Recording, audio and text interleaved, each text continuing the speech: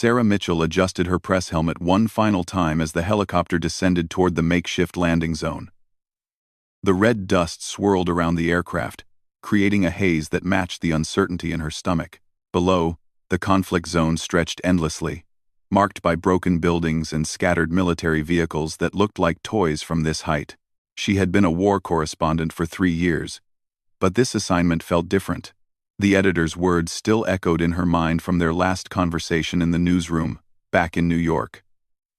This isn't just another conflict, Sarah. The world needs to know what's happening in this forgotten corner. You're our best field reporter. The helicopter touched down with a jarring thud. Sarah grabbed her camera bag and notebook, thanking the pilot who barely looked at her as he prepared for immediate takeoff. The moment her boots hit the ground, the aircraft was already lifting away, leaving her alone with a small group of international peacekeepers who would escort her to the forward base. Captain Rodriguez, a weathered man in his 40s, approached her with a firm handshake. "Miss Mitchell, welcome to what we call the edge of nowhere. I've read your previous reports from other zones. Your work on the refugee crisis last year was remarkable." Sarah nodded, appreciating the acknowledgement but keeping her focus sharp. "Thank you, Captain. I'm here to document the truth, whatever that might be. How bad is the situation really?"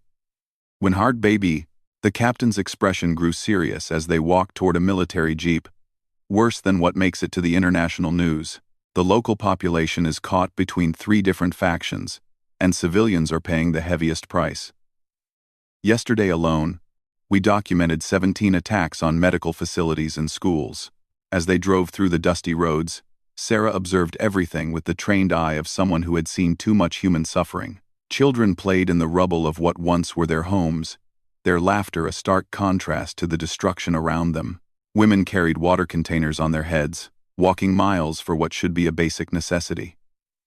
Old men sat in the shade of damaged buildings, their eyes holding stories that could fill volumes. The forward base was a collection of tents and temporary structures surrounded by sandbags and razor wire. It housed journalists, aid workers, and military personnel from various countries, all united by the common goal of either documenting or alleviating the crisis. Sarah's quarters were a small tent that she would share with Elena Vasquez, a photographer from Spain who had been covering the conflict for 2 months. Elena greeted her with a tired smile and a cup of instant coffee that tasted like salvation after the long journey. "First time in this particular hell?" Elena asked, settling onto her cot with her own cup. "First time here, but not my first war zone," Sarah replied. "What should I know that isn't in the briefing reports?" Elena's expression became thoughtful. "The official reports tell you about the factions and the political situation. What they don't tell you is how quickly things can change here. One moment you're interviewing a family about their struggles, the next moment you're running for cover because someone decided to shell the area." That evening, Sarah attended the daily briefing where correspondents and aid workers shared information. The atmosphere was professional but tense, with everyone aware that tomorrow could bring unexpected dangers. She learned about safe routes, communication protocols, and the locations of medical facilities. Dr. Ahmed Hassan, a surgeon with Doctors Without Borders, provided updates on the medical situation. "We're treating an average of 40 wounded civilians per day," he reported. "Most injuries are from improvised explosive devices and small arms fire. We're also dealing with malnutrition among children and a growing number of psychological trauma cases." After the briefing, Sarah walked around the perimeter of the base, getting a feel for her new environment. The night sky was clearer than anything she had seen in years, unmarred by the light pollution of major cities. It was beautiful in a way that felt almost wrong given the circumstances below. She thought about her family back home, particularly her younger sister who worried constantly about her career choice. "Why can't you just cover local news?" her sister had asked during their last conversation. Sarah had tried to explain that some stories could only be told from the ground, that the world needed witnesses to these forgotten conflicts. The next morning brought her first assignment.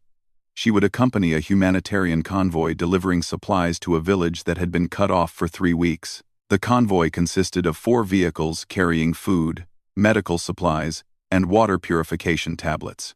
Sarah rode in the second vehicle with two aid workers, Maria from Italy and James from Canada. Both had been working in conflict zones for years and shared stories during the bumpy ride that helped her understand the complex dynamics of the region. The villagers we're going to see today have been caught in the middle of this for 8 months, Maria explained.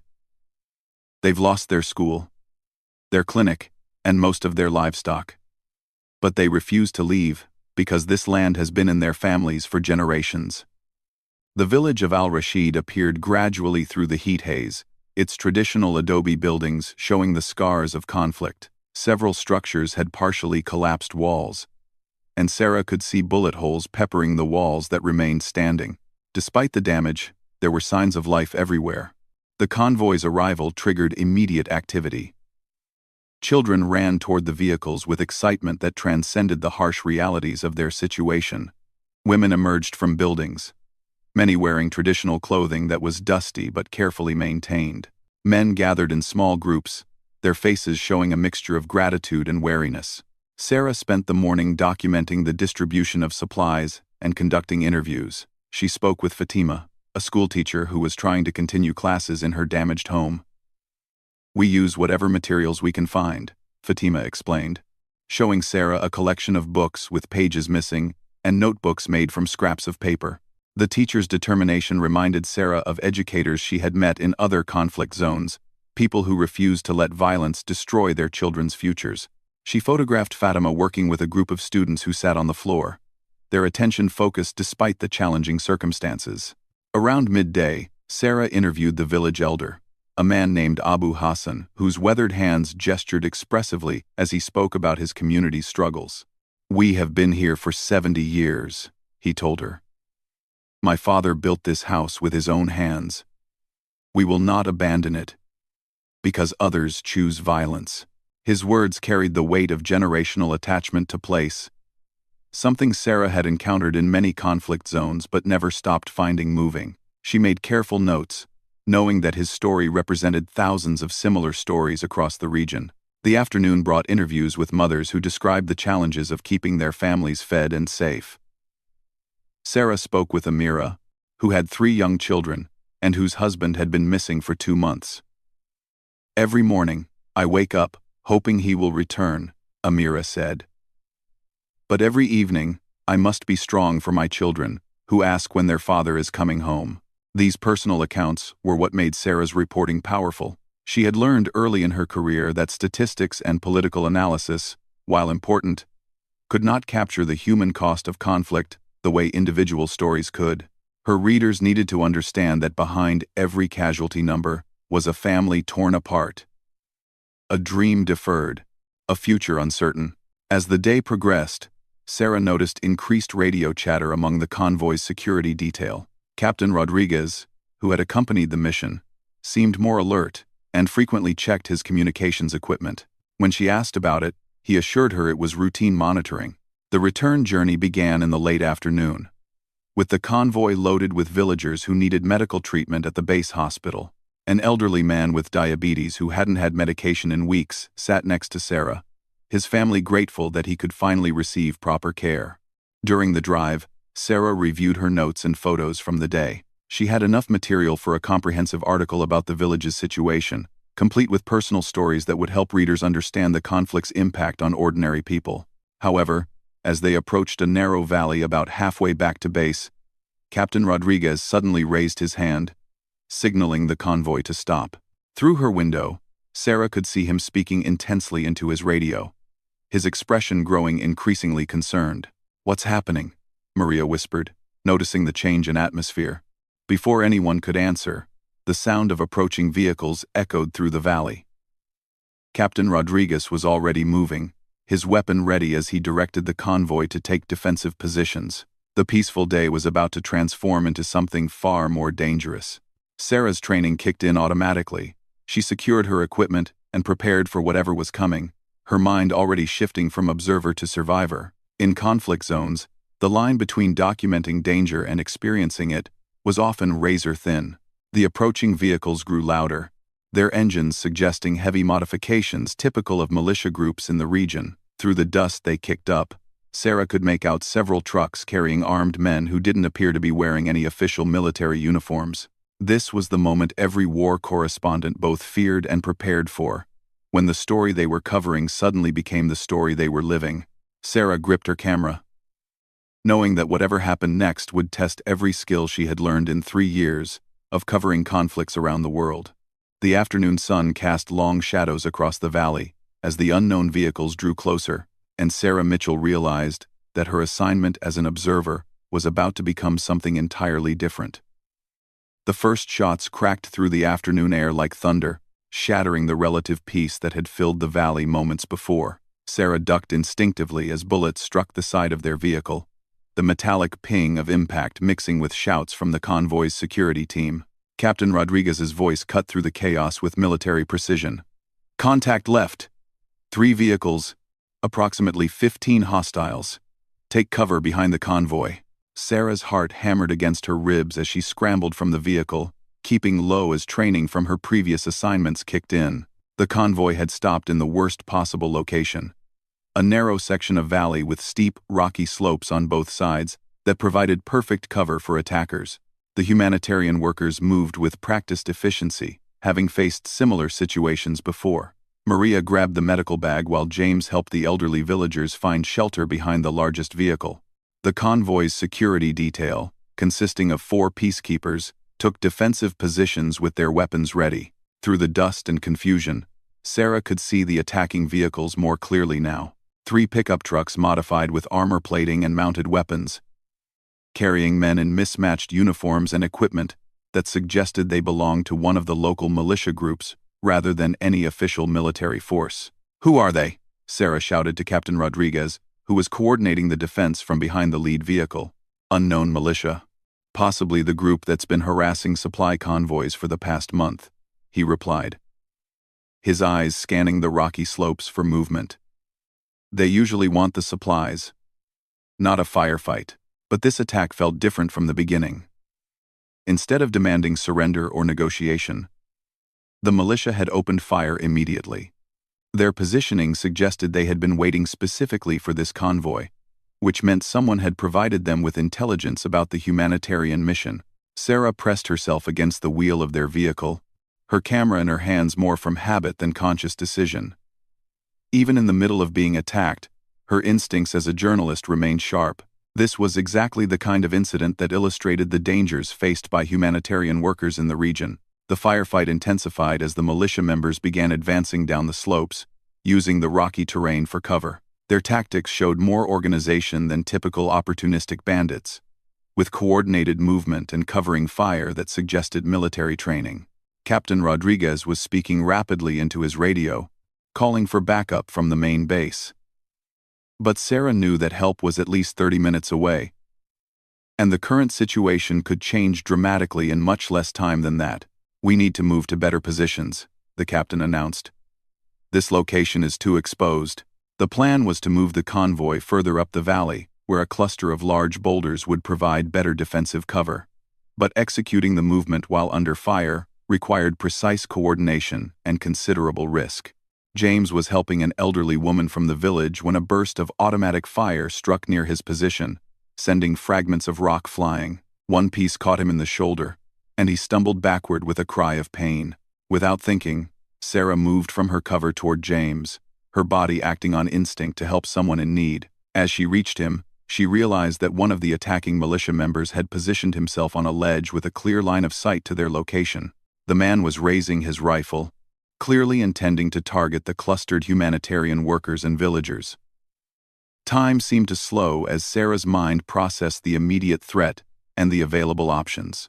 During her first assignment in a conflict zone 2 years earlier, Sarah had spent time with a military unit that included a sniper instructor.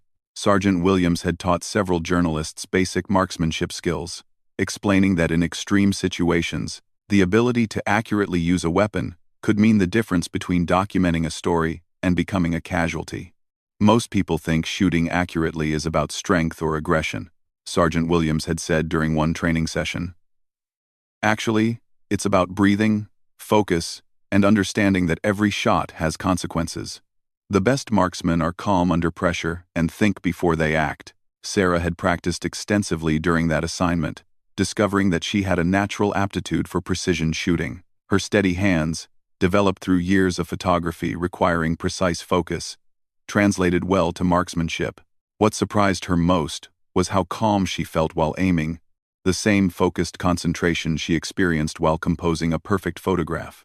Now, with James bleeding beside her and the militia member clearly preparing to fire into the group of civilians, Sarah's training took over. One of the peacekeepers had dropped his rifle during the movement to new cover, and it lay within reach. She grabbed the weapon, checked that it was loaded, and took a firing position behind a low rock wall. The militia member on the ledge was approximately 200 meters away, a challenging shot even under ideal conditions.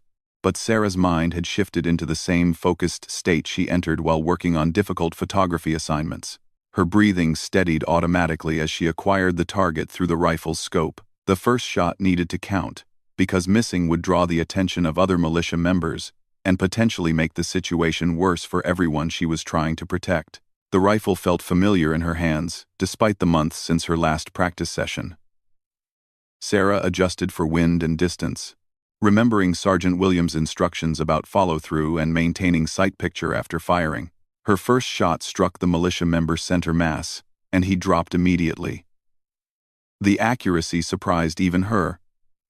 But there was no time to reflect on what had just happened. Two other attackers had seen their companion fall and were moving to new positions. The second target appeared between rocks about 150 meters away, carrying what looked like a rocket-propelled grenade launcher. If he managed to get that weapon into action, the convoy would be devastated. Sarah's second shot caught him in the upper chest as he attempted to aim the RPG. The weapon fell from his hands and clattered down the rocky slope, harmlessly exploding against a boulder far from any people. The remaining militia members seemed confused by the sudden, accurate fire coming from the convoy's position. They had clearly not expected to encounter trained marksmen among the humanitarian workers, and their advance faltered as they tried to locate the source of the threat. Sarah identified a third target attempting to flank their position from the right side of the valley. This shot required leading the moving target, something that demanded even more precision and timing. She tracked his movement carefully, waiting for the moment when he would pause to take aim at the convoy. When the militiaman stopped behind a boulder and raised his weapon, Sarah was ready. Her third shot struck him before he could fire, and he collapsed behind his cover. The psychological impact of losing 3 members to accurate long-range fire was clearly affecting the remaining attackers. Instead of continuing their assault, they began withdrawing toward their vehicles, apparently deciding that whatever they had hoped to accomplish wasn't worth facing an unknown sniper. Captain Rodriguez had noticed the sudden change in the tactical situation and was directing his peacekeepers to maintain defensive positions while the militia retreated. He looked around for the source of the precise shooting that had turned the tide of the engagement. "Who's been taking those shots?" he called out. Sarah realized that, in the chaos of the firefight, no one had seen her move to the firing position. The peacekeepers had been focused on their own sectors of responsibility, and the humanitarian workers had been protecting the villagers. Before she could respond, movement on the far ridge caught her attention. One of the militia members had positioned himself with what appeared to be a sniper rifle of his own, clearly trying to identify and eliminate whoever had been picking off his companions. The range was much greater now, nearly 300 meters, and the target was partially concealed behind rocks. This would be the most challenging shot yet, requiring Sarah to compensate for bullet drop over the extended distance. She adjusted her position slightly to get a better angle and controlled her breathing even more carefully. Through the scope, she could see the militia sniper scanning the convoy area, his rifle moving as he searched for targets. Sarah's fourth shot required holding slightly high to account for the bullet's trajectory over the longer distance. When she squeezed the trigger, she watched through the scope as the bullet found its mark, and the enemy sniper disappeared behind his rocky cover. The fifth target appeared almost immediately, another militia member attempting to recover the fallen sniper's weapon. Sarah's shot caught him as he reached for the rifle, preventing him from continuing the long-range threat. With their sniper eliminated and several other members down, the remaining militia members began a more organized retreat toward their vehicles. But they were trying to carry their wounded, which meant they were moving slowly and providing additional targets. Sarah's sixth shot disabled one of the militia members who was attempting to provide covering fire for the retreat. Her seventh struck another who was trying to start one of the trucks. The remaining attackers abandoned any attempt at an organized withdrawal and simply ran for their vehicles, leaving their wounded behind. Sarah had clear shots at several of them but made a conscious decision not to fire on fleeing opponents who no longer posed an immediate threat. However, as the militia members reached their trucks, one of them grabbed what looked like a heavy machine gun from the back of a vehicle. If he managed to get that weapon into action, he could still cause significant casualties even during a retreat. Sarah's eighth shot struck the militiaman as he was lifting the heavy weapon, causing him to drop it before he could bring it to bear on the convoy. The ninth shot disabled another attacker who was attempting to use a vehicle-mounted weapon. The final two shots came as the militia members were attempting to start their remaining vehicles. Sarah aimed for the drivers, understanding that immobilizing their transportation would prevent them from regrouping and potentially attacking other humanitarian convoys in the future. Her 10th shot struck the driver of the lead truck, and the 11th hit the driver of the second vehicle. With their transportation disabled and most of their fighters either wounded or in full retreat, the surviving militia members disappeared into the rocky terrain on foot. The sudden silence that followed the engagement was almost as startling as the initial gunfire had been. The valley that had echoed with automatic weapons, fire, and shouting now held only the sound of wind through the rocks and the distant calls of birds. Sarah set down the rifle with hands that were steady despite what she had just experienced. The focused calm that had carried her through the shooting was beginning to fade, replaced by a growing awareness of what had actually happened. Captain Rodriguez approached her position, his expression mixing disbelief with professional admiration. "Miss Mitchell, did you just engage 11 hostile targets with 11 consecutive hits?" Sarah looked at the rifle in her hands, then at the rocky slopes where the militia members had been positioned. The evidence was clear, but the reality of what she had done was still sinking in. "I counted 11 shots, and we can confirm 11 targets eliminated or disabled," she replied quietly.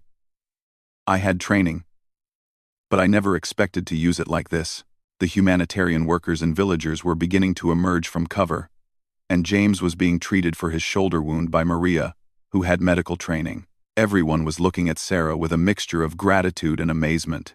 Elena, who had been documenting the attack with her camera, approached with wide eyes. "Sarah, I've been covering conflicts for 5 years, and I've never seen shooting like that. Where did you learn to shoot with that kind of precision?" As Sarah began to explain her background training, she realized that this incident would fundamentally change how she was perceived in the field. She had arrived as a war correspondent whose job was to observe and document, but in the space of a few minutes, she had become something entirely different.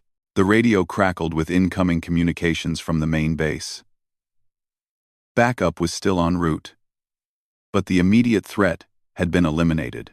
Captain Rodriguez was already beginning to coordinate the collection of evidence and the medical treatment of wounded militia members who had been left behind. Sarah looked around at the convoy members and villagers who were alive because of her actions, and she understood that her role as a journalist had just become far more complicated than she had ever anticipated.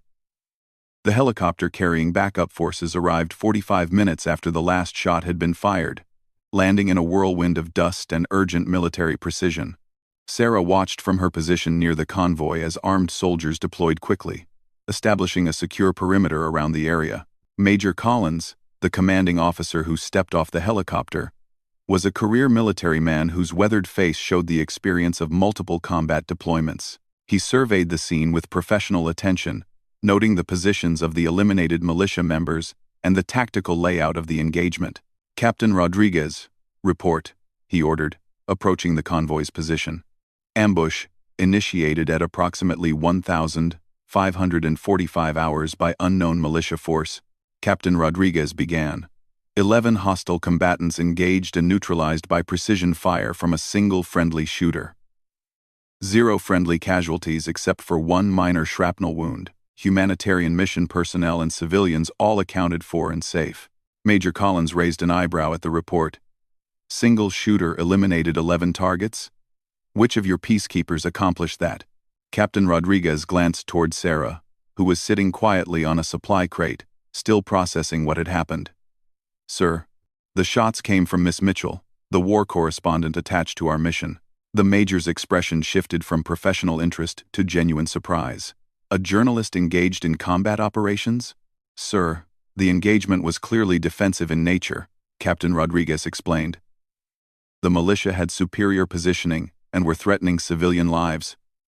Miss Mitchell's actions prevented what could have been a massacre. Over the next several hours, Sarah found herself at the center of an investigation that was part military debrief and part journalistic interview. Military investigators documented the scene, photographed the positions of eliminated targets, and conducted ballistic analysis to confirm the accuracy of her shooting. Dr. Hassan, the surgeon who had accompanied the backup forces, examined the militia casualties to determine the nature of their wounds. His findings supported the testimony about Sarah's precision. Every shot placement shows remarkable accuracy, he reported to Major Collins.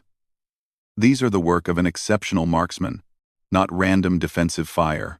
The wounded militia members who survived provided intelligence about their group's operations and motivations.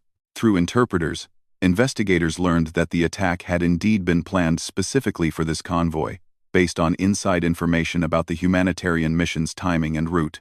This suggests a security breach in our operational planning, Major Collins told Sarah during one of their conversations. Your actions may have prevented these individuals from escaping with intelligence that could have endangered future missions. As evening approached, Sarah found herself sitting with Elena near the command post that had been established at the convoy site. Elena had been documenting the entire aftermath with her camera, creating a visual record that would complement whatever story Sarah eventually wrote about the day's events. How are you processing all this? Elena asked, her voice gentle with concern for her colleague. Sarah considered the question carefully. The adrenaline had long since faded, leaving her with a complex mixture of emotions that she was still trying to understand. I keep thinking about the alternative, she said finally. If I hadn't acted, James might be dead. Some of those villagers might be dead. The militia could have escaped with information that would endanger other humanitarian workers. But you came here to document conflict, not participate in it, Elena pointed out. That's what I keep telling myself, Sarah replied. But when someone is about to shoot innocent people right in front of you, the line between observer and participant disappears pretty quickly. Major Collins approached them as they talked, carrying a folder that contained the preliminary investigation results. Miss Mitchell, I wanted to discuss the implications of today's events with you. He sat down across from them, his demeanor serious but not unfriendly. Your actions today saved lives and potentially prevented a much larger security incident. However, as a civilian journalist who engaged in combat operations, you've created a unique situation that requires careful consideration. Sarah nodded, understanding that her status had become complicated. What does that mean for my assignment here?